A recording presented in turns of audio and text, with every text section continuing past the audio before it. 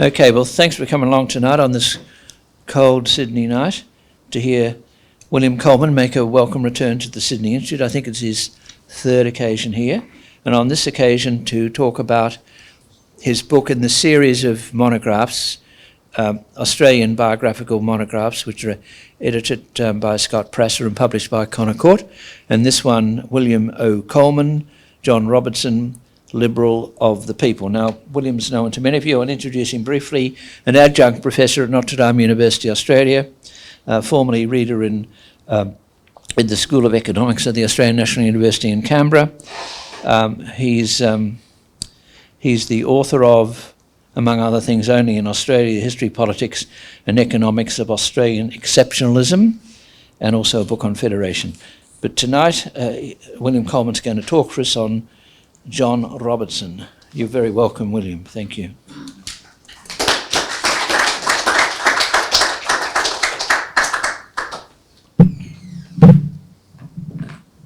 Well, thank you, Gerard, for that kind introduction. I would also like to thank Henry Ugos for his kind services as an advisor on this book, and also Anthony Capello, the book's publisher. And nice to see everyone here this evening. We meet in the aftermath of the unparalleled defeat of the Liberal Party at the 2025 Australian federal election. The historic character of that defeat casts more than a ray of topicality in turning back to the man who was the first president of the first Liberal Party, the Free Trade and Liberal Association, and, much beyond that, was the five-time Premier of New South Wales in the Liberal philosophy, John Robertson, sometimes Sir John, more often just Jack Robertson. John Robertson was the political superstar of the late 19th century Australia. The last day of his fifth and final premiership fell just a few days short of 26 years after the first day of his first. A span of political eminence approached by no other Australian politician of his day, and a few since. And Robertson's career was not a case of continuance without consequence. On the contrary, in the 1850s, late 1850s, he led the transformation of New South Wales from an old-style oligarchy to a modern-style democracy, a transition that comprised the abolition for wealth tests for voting, the introduction of the secret ballot, the creation of an elected local government, and the taming of the unelected Legislative Council. Of all these measures, Robertson was the principal and forceful driver. In full sympathy with his democratising drive, he pushed through in the 1860s his signature land reforms that sought to turn over to the inhabitants of New South Wales the freehold of much of the 97% of the state which was in the hands of the state. In the 1870s, he was a prominent supporter of a number of liberalising reforms in the law of marriage, divorce and suicide. And to the very end of his career in the 1890s, he was a robust defender of free trade. All in all, Robertson was, I believe, the great liberal hero of Australia of his day, and perhaps the country's entire history. His story begins in the industrialising village of Bow, on the then outskirts of London's East End, where he was born in 1816, the third son of a Scottish clockmaker and his English wife, herself the daughter of a craftsman of the East End. Not very much is known about Robertson's parents, or still less about his remoter forebears, but his heredity did plainly yield one bequest. Robertson was born with a cleft palate, a condition that left him, in the words of one observer, with surely the strangest voice that ever afflicted an orator. Modern medical research has found that a cleft palate is not uncommonly associated with congenital heart problems, and the evidence is that Robertson also had some fault with his heart. I don't think he ever let either of these conditions slow his pace for a quarter hour. At the age of 4, his family emigrated to Australia, where his family established his clockmaking trade and household in the rocks, a stone's throw, quite literally, from the wharves. Doubtless those seafaring surrounds help explain why at the age of 16, John sailed to England as a common sailor. After a not very long sojourn there, he returned to Australia. And in leaving England this second time, you might say he left it behind. I may have been an English infant, but as a man I am Australian. So he declared on the hustings. We might mark the contrast, say, with Henry Parkes, who in consciousness was always an Englishman abroad. In returning to Australia, Robertson also left behind any ambitions to be a mariner. The great green ocean of the Australian bush would henceforth be his ruling passion. And that passion was intensified by the resolve of his father to leave behind his humble status as a clockmaker and reinvent himself as a country gentleman with the help of a 1,000-acre grant in the Hunter Valley, where Englishmen of respectable birth were striving to establish a merry Australia. So, from clockmaker's son to gentleman's heir, I believe this transition was moulding of Robertson's psyche. Neither underdog, nor parvenu, nor to the manner born. He would be free of the resentment of the first, the insecurity of the second, and the assumption and complacency of the third. He was well made to move easily about and between the many and various compartments and layers of this new society of New South Wales. Thus prepared, on entering adulthood in the mid-1830s, he launched himself into the foaming whitewater of the colony's economic currents, the sudden spilling of squatters' herds over 50 million acres of tablelands, slopes and plains in just 10 years after 1830. The latter half of the 30s saw Robertson roving by horse and foot across that wide brown land, 600 kilometres beyond the limits of settlement, as far as Bourke and further, literally the back of Bourke, in search of good land. And at about the age of 20 or 21, settling on 20,000 acres south of the Namoy River. Today, it is well understood that his 20,000 acres are not good land. They are, in fact, economically worthless. But he did not realise this until reality broke in during the great financial crisis of 1844. His lease was forfeited, he was bankrupted, and the ardent dreams of his ebullient youth extinguished in the sequestration orders of the Chief Commissioner of Insolvency. So, at the age of 27, he was back in the Hunter Valley, a tenant farmer, searching there for available freehold in a valley already well visited by squatters and their leases, eventually finding something near Scone, vacated by another victim of the great crash of 44. Perhaps in this hunt and his subsequent struggles as a mixed farmer were planted the seed of his later programs of land reform. But there is a second significance in his mixing in this society of the Upper Hunter, something that helps explains his decision to abandon rural pursuits and give himself over to politics. This was the influence of the valley's small but animated intelligentsia. Well established there was the family of his old teacher, the irrepressible John Dunmore Lang. There also lived his friend, Charles Harper, the native-born poet and political discontent. And at Scone itself, there resided a man Robertson would describe as his political godfather, a Frank Isaac, a London immigrant and radical by the usages of the day. I have reason to believe that these men had a sort of consciousness-raising impact on Robertson. His politics prior to that period seemed to have been merely that of the politics of remonstrance, rather than that of reform. I suspect they encouraged him in the thought that he would himself make a fine lawmaker. Such a thought would only be further animated by the political ferment that was being stimulated by the plain approach in those years of self-government.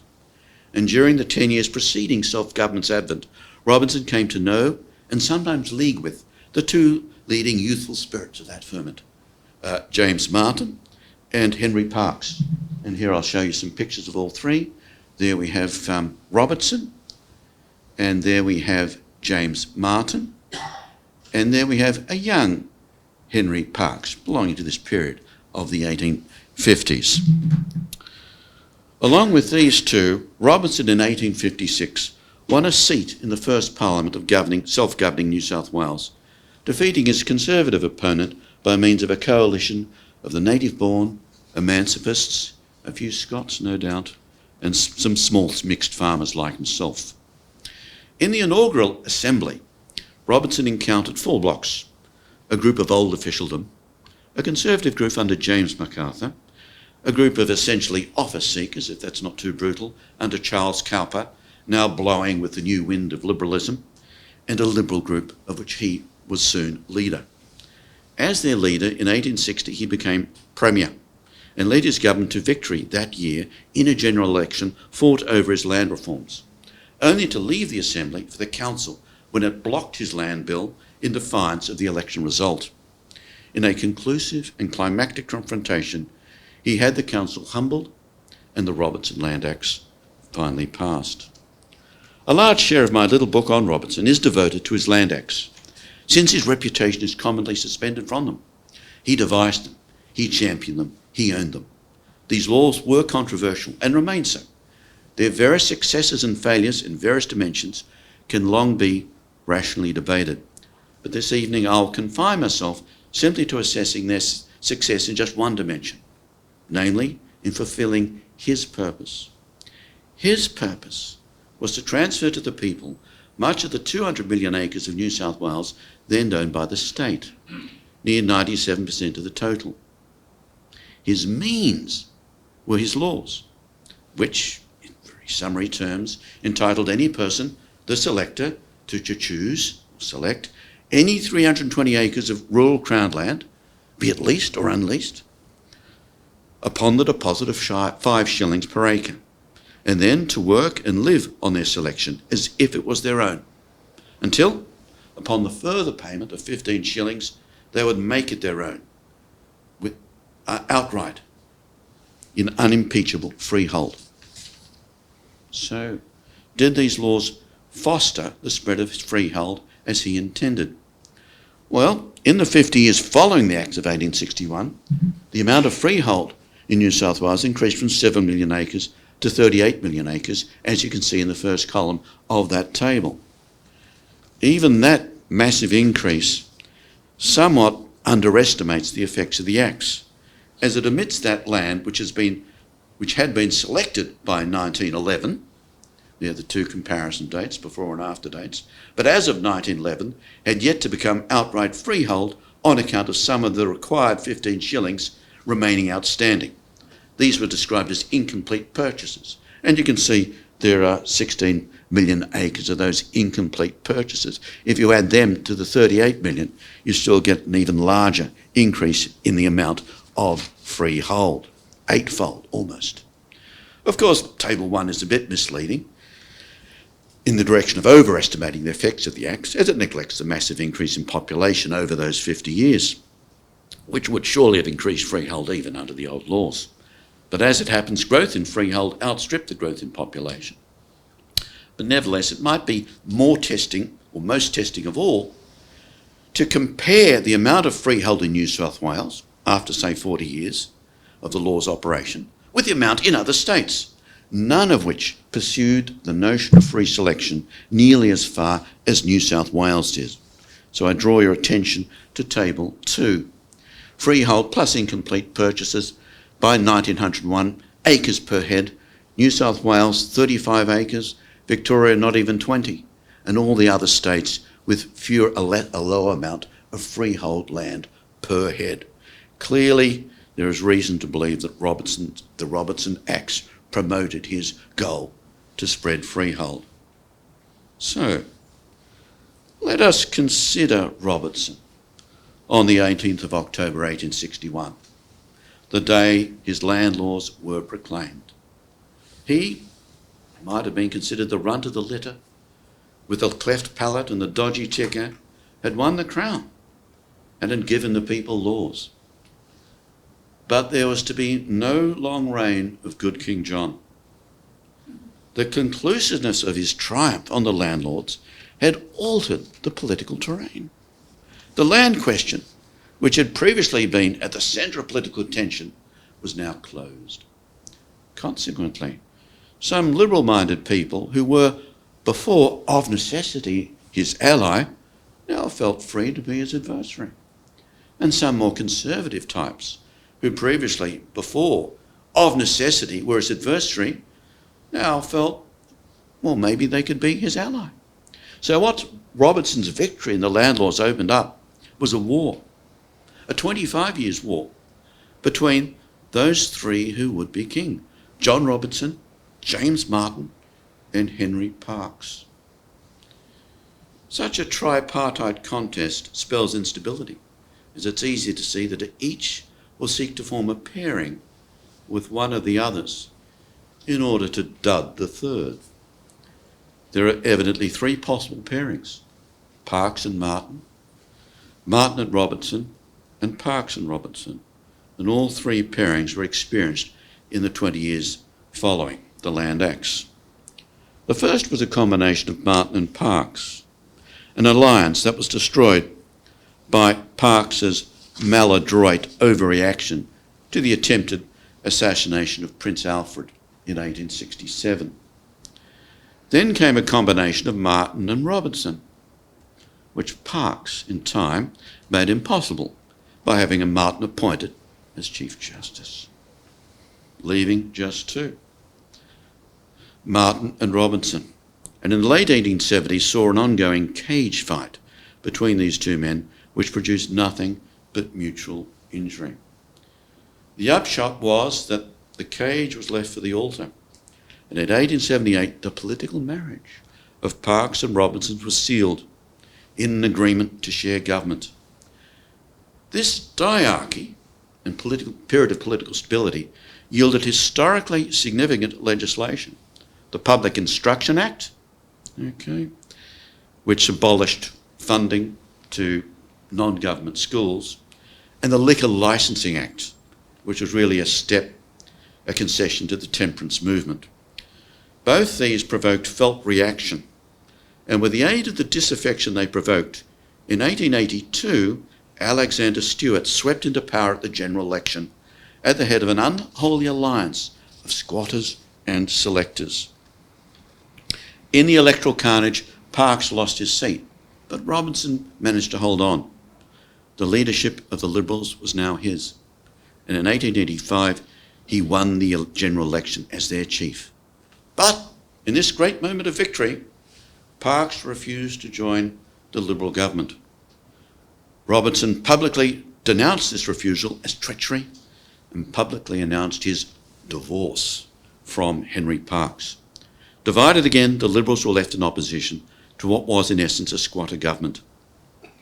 Then, on the 17th of April 1886, came the sensational news that Alexander Stewart had died of typhoid. Over the previous 12 months, Robertson had been battling a recurrent typhoid infection. On the 18th of April 1886, Robertson relinquished the Liberal leadership, resigned from the Parliament and retired from politics. Parkes assumed the Liberal leadership. 7 months later, he was Premier. The 25-year war was finally over, with Henry Parkes as the victor. But there was an important epilogue. Within little more of a year of Parkes becoming Premier, he had taken up the then dormant cause of federation. To this initiative of Parkes, Robertson was vehemently opposed. Under federation, he protested, New South Wales would stand before the Dominion Parliament in whispering humbleness, while her irate sisters determined. So Robertson devoted his last years to trying to tear down what Parkes had begun. When in the first week of March 1891, the National Australasian Federation Convention gathered in his old haunt, the Assembly in Macquarie Street, to construct a federal future, Robertson journeyed to the township of Robertson, carved out of the rainforest by selectors in the Southern Highlands, to publicly announce there his readiness to return to public politics, to combat this cursed federation.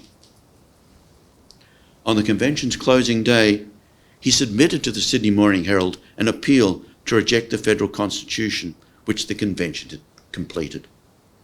By the time the appeal appeared in the next day's issue, Robertson was dead, his heart finally defeated by a lifetime of unequal struggle. We all know the fate of Robertson's posthumous appeal and all others which shared its sentiment, and Robertson's fate in Australia's official historical imagination has correspondingly been one of oblivion. Yet the defeat of the Liberal Party in May behoves something of a spirit of review in Liberal politics. And one of the many things that might well be reviewed are the political heroes of that side of politics. Given the beleaguered history of liberalism in Australia, there has, quite understandably, been a certain impulse to try to identify some personal figure which would be inspirational to that cause. Now more than ever, the Liberal side might well ask, who are the persons who have, in the Australian story, most illustriously symbolised the Liberal cause? Might John Robertson be such a person? Well, his recommendations are several. Firstly, he was steadfast in his Liberal principles. In contrast, I have to say, with Henry Parkes and all his guiltless dandling with various causes, picking them up and throwing them aside and picking them up and throwing them aside again. Robertson was steadfast. Secondly, Robertson was a Democrat. Beyond his leadership of the democratic transition, which I've already aired, he was virtually a lifelong advocate of women's suffrage, triennial parliaments, and payment of MPs. I have to say, Parkes was much less of a Democrat. "It is not a word I use," he once said, quite accurately. He opposed triennial parliaments. He opposed the payment of members. To him, the secret ballot was merely an expedient, and he favoured wealth tests to determine the eligibility to vote for a Reform Legislative Council. Thirdly, Robertson was an Australian patriot. He was free of the Englishry which has crimsoned Australian liberalism from Parkes to Menzies. Now, this absence of Englishry, I want to underline, was not born of some anti-British animus. On the contrary, he was ready of the conventional declarations of loyalty to the Crown. Rather, it was born of self-knowledge. He realised he was Australian and not English, and that Australia was not England. It was in this realism that made Robertson one of the founding fathers of Australian Armed Forces. For when the British Army departed Sydney in 1870, he fully realised it was never going to come back, unlike many others. But because he realised this, he felt it was imperative to now create a paid, professional, full-time Australian military force. And that was done. But that project was begrudged, resisted, and substantially damaged, in fact, by Henry Parkes, who evidently felt that such an obvious expression of sovereignty, armed forces, menaced the tie between Australia and the UK, and who I suspect could not have been more gratified sentimentally than by the return of those dear old red-coated regiments to Sydney streets. The fourth recommendation of Robertson as a sort of Liberal hero was that he was successful. He was a winner. And this sort of begs the question, well, how so? It has to be said that a substantial amount of his political success is traceable to his inimitable, attractive personality. As Premier Dibbs said on his death, Robertson was magnetic. People were drawn to him. They liked to hang around him. Even Parkes, a frenemy of Robertson, as I've underlined, and by nature a solitary man. His favourite form of travel, he said, was solitary travel.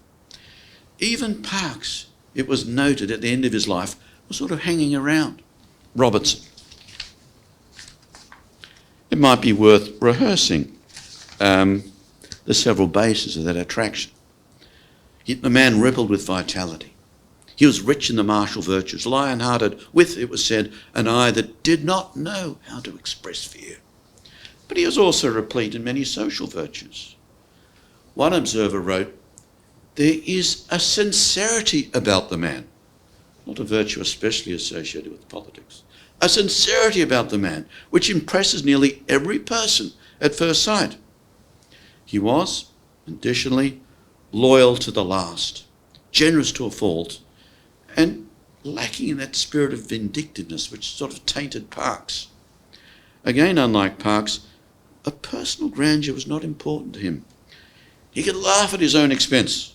He was the sort of man, it was said, who could no doubt die laughing, his laugh overflowing with intense joy.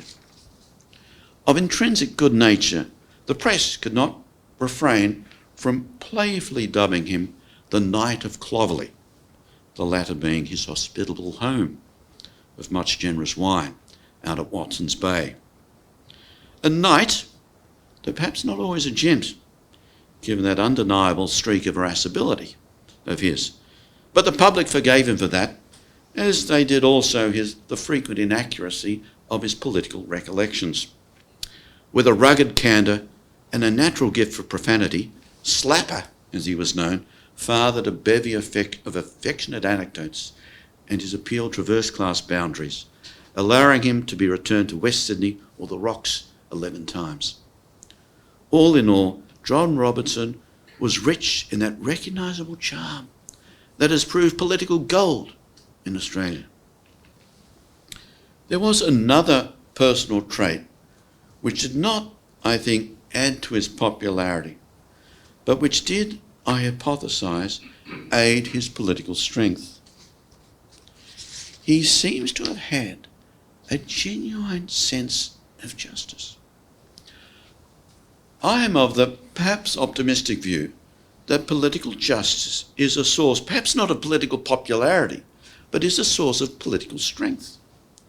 And I find it corroborating of that view that much of Robertson's policy victories can be interpreted as the pursuit of political justice.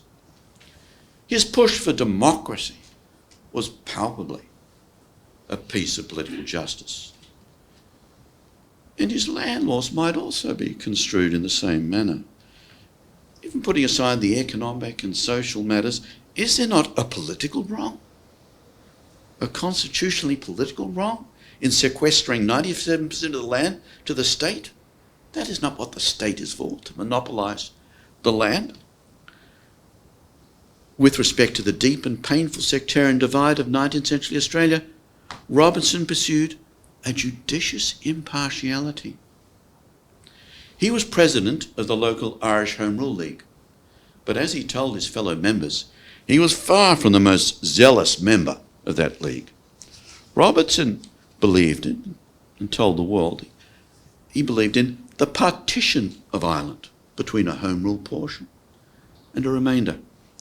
I suspect this was not a popular policy with either side in that confrontation, but it was perhaps the least unjust program for dealing with Ireland's predicament. Robertson was never weakened by this impartiality regarding religious divisions, which makes, again, such a contrast with Parkes, who paid such a price. Robertson's free trading might also be assimilated to a regard for political justice, but it does seem an offence against political justice in a democracy for some members of the polity to use what is meant to be a shared state for the purpose of benefiting themselves at the expense of other members. And this matter of free trade brings us to federation and Robertson's vehement opposition to it, which might seem a fatal barrier to Robertson donning the mantle of Australian Liberal hero. Now, with respect to his opposition, I want to stress that Robertson did not, in the abstract, oppose a central Australia-wide government. On the contrary, Robertson said it would have been for the better if there had ever only been one colony in Australia, one not subject to various separations into several colonies as New South Wales was, one which in time would have become like the Commonwealth government. But there had been separation, regretfully, said Robertson, and each separation created a colony which became its own vested interest. Each now had its own government debt, its own government railways, its own protected industries.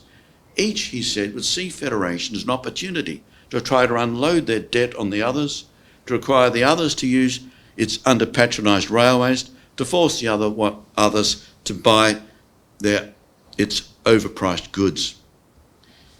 It is obviously a deep offence against political justice for any political community to be made liable for the political choices and delinquencies of another political community. But that is what Robertson saw coming in federation. And that, I put to you, is what has come. Anyone who died in 1891 will find many features of present-day Australia quite astonishing. But one recent piece of news Robertson will receive, I believe, with a bitter sense of foreknowledge.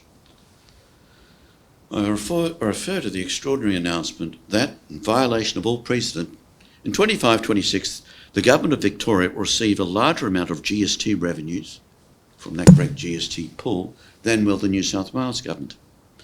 The people of New South Wales pay getting on to 30% more GST than the inhabitants of Victoria. New South Wales has getting on 20% more people than Victoria, but the New South Wales Government is to receive less GST. Palpably, New South Wales is being made liable to the tune of well over $1 billion per annum for the political choices and delinquencies of the Andrews-Allen governments.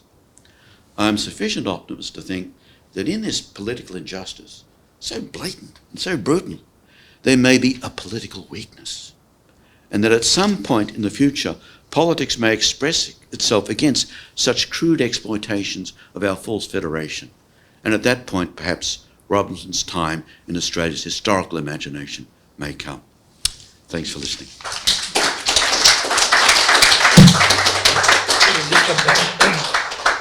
Okay.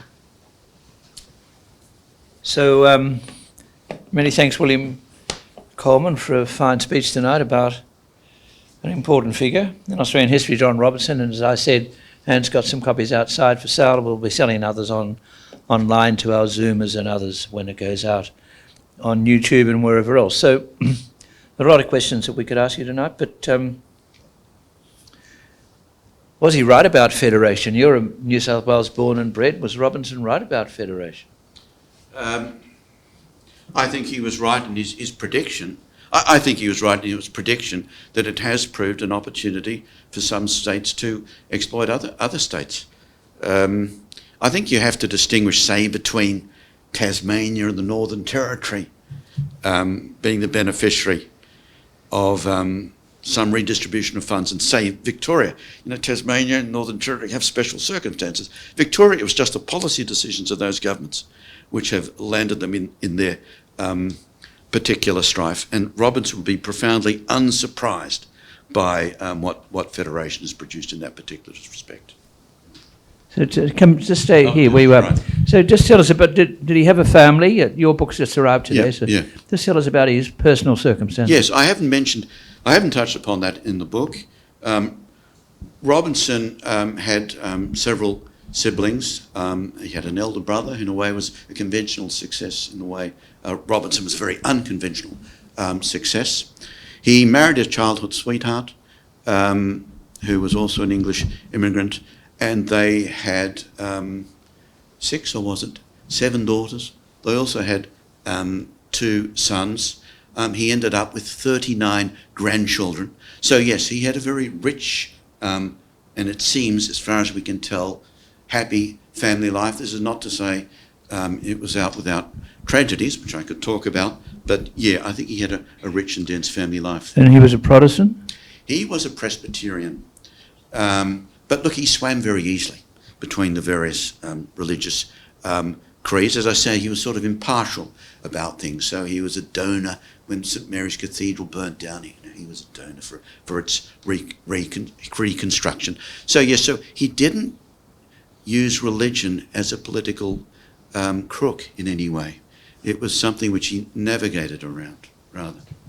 Hi, thanks, William. Going back to the Robertson Land Acts, and I remember history classes about the Land Acts, and then there was Steele Rudd on our selection. Yeah.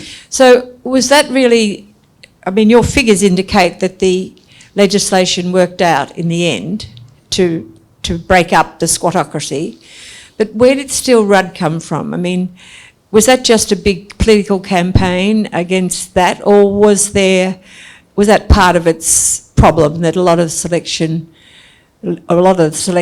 didn't get a good deal?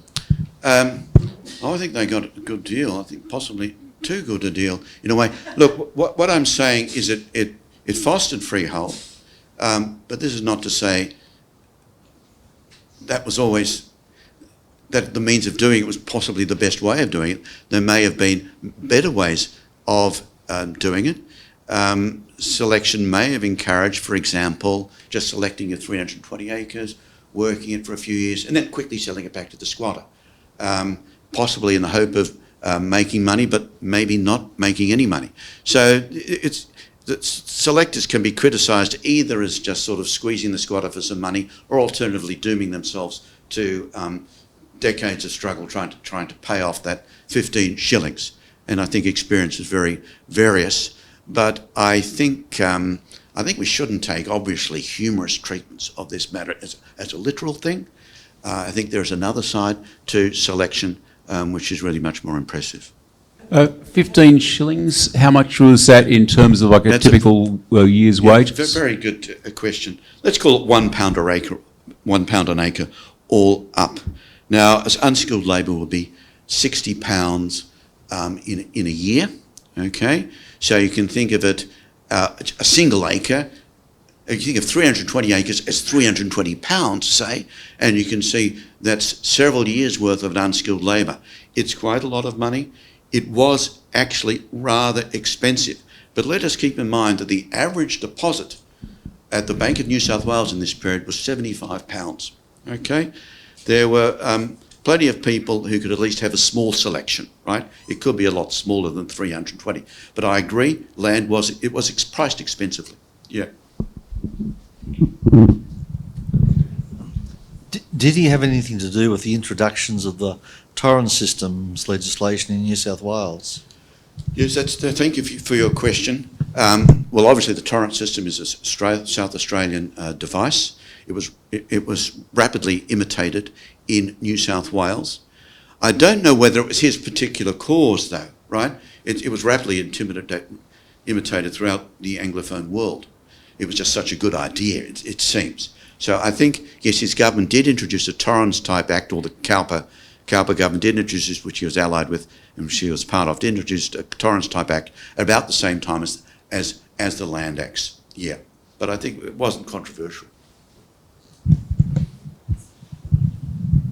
Thank you very much, William. William, did he have an alternative model of federation in mind? Yes, well, I think that's a very good, thank you, Henry, I think that's a reasonably good censure. He had this hypothetical, right, where New South Wales had never been broken into various, Victoria and Queensland, except you just had a super colony. But he was the first to allow that was gone, that was impossible. So his only, and I think this was a weakness of Robertson, of all the anti-federationists, that they lacked some sort of vision to give people to satisfy some sort of the impulse and the good reasons for some degree of political integration. The only thing he could instance as a kind of alternative was certainly not imperial federation, but he thought the British Empire was good enough for us. He was Australia, in terms of political structures, Australia as it is. Yeah, so he did not really he did not have a positive program. Anthony Carl, excuse me. I noticed from your graph that despite the Land Acts, the overwhelming quantity of land in New South Wales was leasehold land. Yes. I was wondering if you could tell us about why that was in the case and why, to this day, I think a great deal of the farmland is leased rather than owned under freehold. That is a good question. What are the benefits of freehold rather than leasehold? I guess freehold is, in a way, you're making much more of a commitment, aren't you? Leasehold, you're making less of a commitment.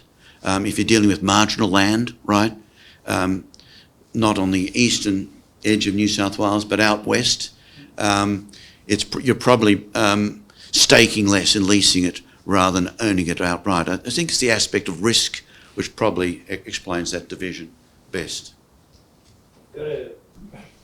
a question from one of our Zoomers in Victoria, but not on that point. And the question is, what was his relationship with Indigenous Australians at the time? Yes, his relationship might be described at a personal level quite close. He once stood up in Parliament and said, "You're talking about Aborigines." I knew, was it Bungaree, right? One of early Indigenous inhabitant of Sydney, who was King Bungaree or something. So he because he had this sort of bushy upbringing, right? He was personally close to Aboriginals. All those 1830s trekking across New South Wales was often accompanied by Aboriginals.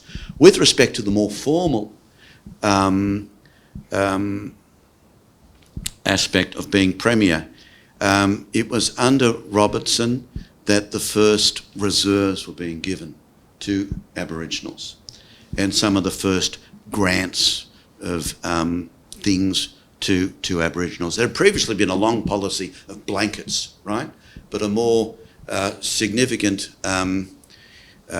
policy came along with parks too. The Parks and Robertson diarchy of the late 1870s probably really saw the beginning of any sort of formal policy towards Aboriginals. I've heard it suggested that one of his motivations with the Land Acts was to actually encourage the breaking up of lands into much smaller parcels, and in particular areas of land that people didn't necessarily want because it was difficult to clear. Is there any truth in that proposition? Well, what the Land Acts allowed was a lease of, say, 20,000 acres, right? A lease. It allowed it essentially to be fragmented into many blocks of maximum 320 acre size. You can call that breaking up. The question is, did it serve economy? Did it serve justice? These are the questions which you want to ask and which one wants to ask. And I think the question is, it really depends what you're talking about. If you're talking about the Southern Highlands, it was a successful policy. If you're talking about the Northern Rivers, it was a successful policy. But as you went in further west, right, out to the tablelands, it was a less successful policy. Did he have much of a relationship with George Read and Edmund Barton? Yes. His relationship with Edward Barton was sort of love-hate. Barton obviously managed to impress people, despite being what I would call, to adopt the words of Oscar Wilde, a most impressive middle-aged mediocrity. But he did manage to impress, and yet Barton was on the protectionist side and very hostile to Robertson's land laws. Okay, now Barton was one of his pallbearers, right, at his funeral. So yeah, as I say, there was he must have seen something in Barton, but didn't always like it. Sort of a love-hate, sort of almost a frenemy type relationship, though, even though there was more than a generation difference between them. With respect to George Read, George Read was also very much the Robertson's Land Acts.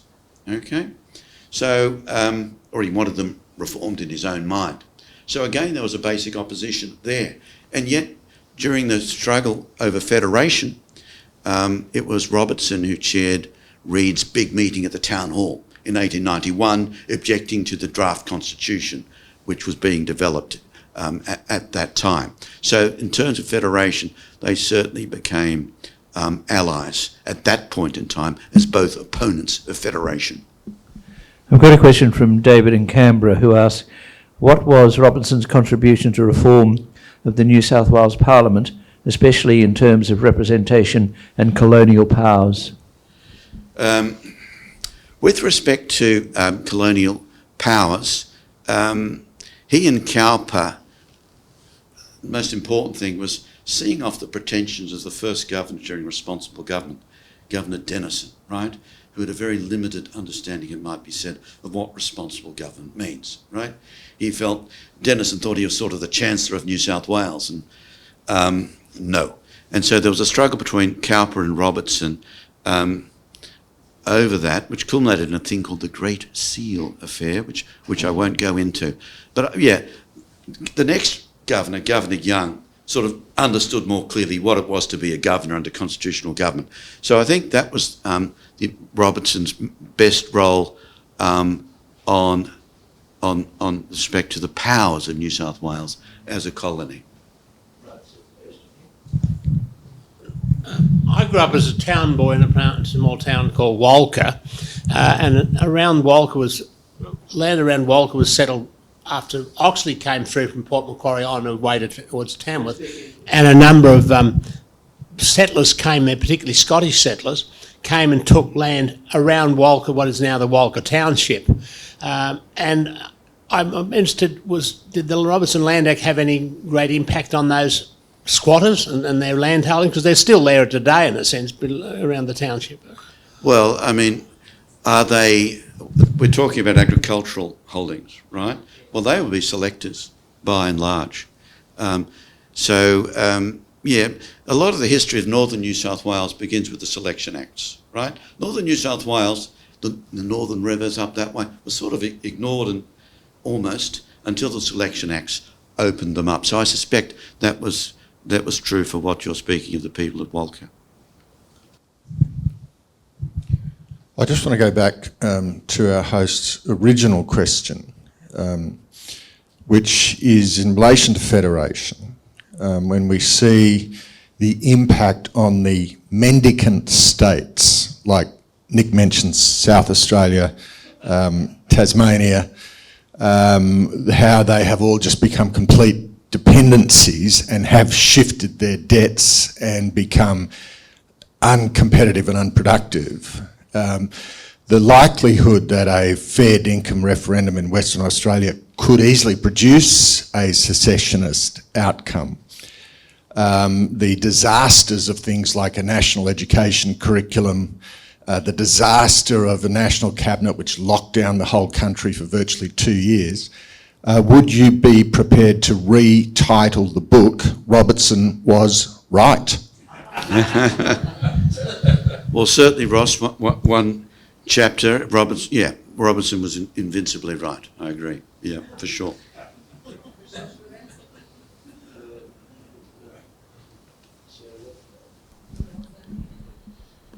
One's just come through from... Sorry. Just got a text here from Tasmania. From Zoom. Sorry, on the Zoom. So the question is, it's a serious question actually. I mean, if he'd lived another 9 years, what would he have voted in, or less than 9 years, what would he have voted in the referendum? Well, he obviously would have voted no, but I'm not sure whether there would have been a referendum. Look, he died just a few weeks short of the New South Wales election, right? That was an election which Parkes sort of lost, right? If Robertson, and which Parkes was then replaced by Reid as Liberal leader. It's a very plausible speculation that he'd lived longer, he would have entered Parliament, and he would have replaced Parkes as Liberal leader instead of Reid, and that would have led to an entirely different political history. And there's another question here, which is from Victoria, actually, which says that Elizabeth says, I've got to get this right, that when she was studying in Victoria some years ago, we didn't know much, she writes, about Robertson. He wasn't a figure that we learnt much about. So to what extent was he a national figure, even in those times, and was he simply known in New South Wales? Yeah, that's a very good question. He has representative land acts, which were also found in Victoria, similar sort of land acts, not as in the same direction as New South Wales, but very similar sort of land acts. There are also land acts in Queensland, much less so in South Australia. I believe that they had some land acts, and Tasmania didn't really have them. So Robertson is a national figure in terms of just representing these land acts. But of course, in the politics of the day, he was a New South Wales figure, not a Victorian figure. And by the end of his life, he was a figure subject to a certain degree of calumny in Melbourne because of his anti-federation views. I don't remember what that lady remembers. At school we did study the Robertson Land Acts and at university in Australian history. But what I was interested in your figures was how poor the sale or lease of land was in Victoria. Right. Now, did this, I know you may not have an answer to this, but did this have something to do with the hold the squattocracy had in the Western District and Victoria generally? Because it's Well, no, I a think very, it's very rich place. It's quite the opposite. After Victoria was initially a bit cautious, then it rushed into the Land Acts, and then there was a reaction against it, a strong reaction against the Land Acts in Victoria.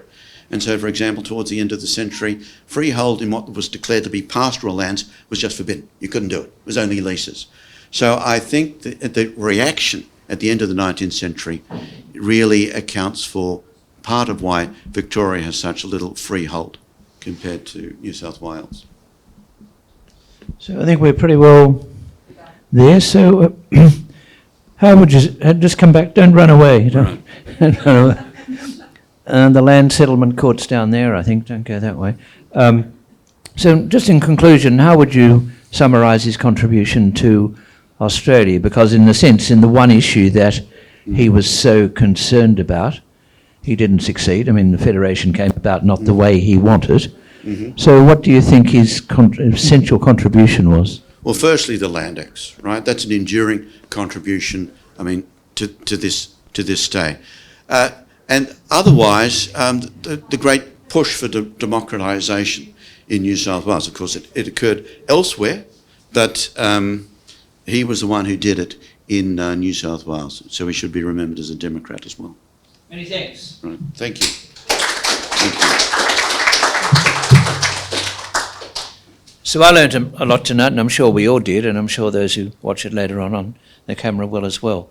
So well done, William Coleman, and we've got copies of William Coleman's John Robertson, Liberal of the People, and thanks for an important contribution tonight, and a very valuable paper which we can all read, and for taking so many questions and answering them so comprehensively. Well done.